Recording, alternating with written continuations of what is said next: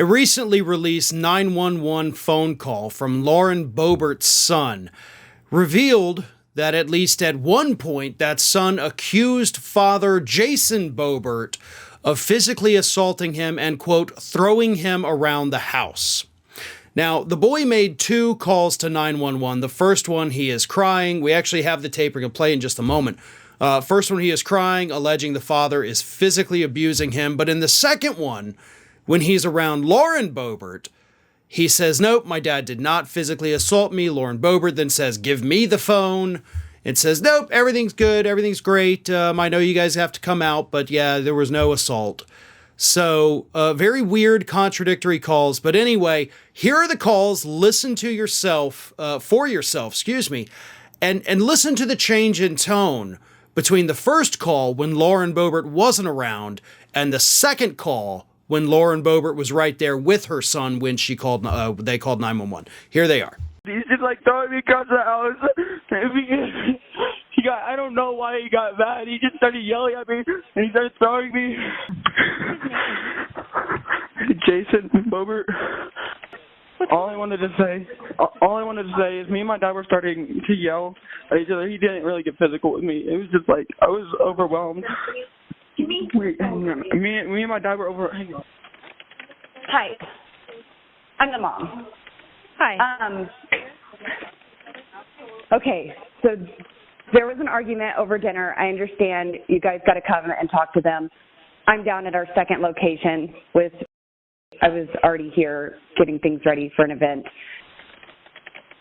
But I don't know. I was talking to him and he had said that he had called. So just to let you know, I have his dad's up at the house. Yeah, he had told me he was going to be down at the farmhouse, and I've got him headed that way to help him. Yeah, he doesn't need help, but they can come here. Yeah. Now, there is a good chance, obviously, that, maybe the young son, he was a teenager. This happened in late December or early December, by the way. Maybe he was exaggerating about the dad throwing him around the house.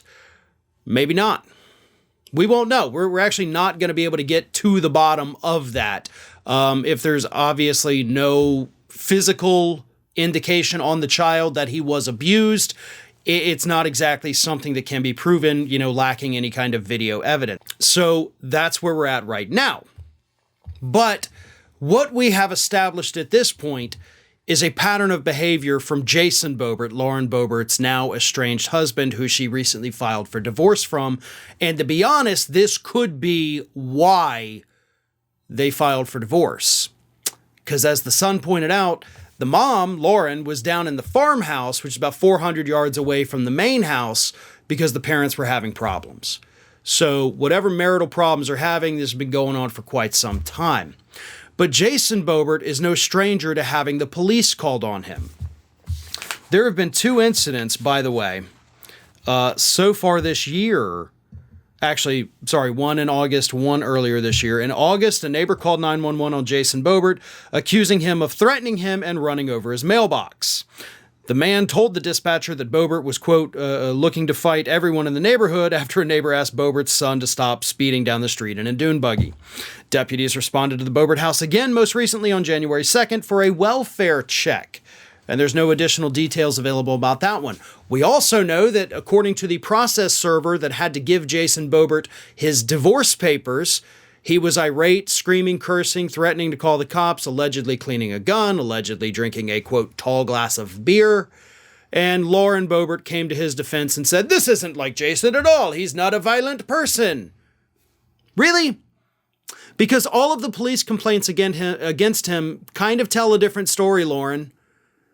If something is happening to you or your children, the police need to know about that. Like, I'm honest to God, I'm not even mad at Lauren Boebert in this story at all. I believe that she is protecting her husband because, unfortunately, we have seen that happen far too many times throughout history. In fact, her behavior is almost textbook when you look through psychology journals and studies the way she is responding to this is almost textbook, which would indicate that, yes, these allegations against Jason Boebert are in fact true. And let's not forget that on one of their first dates, Jason Boebert allegedly exposed himself to underage girls at a bowling alley.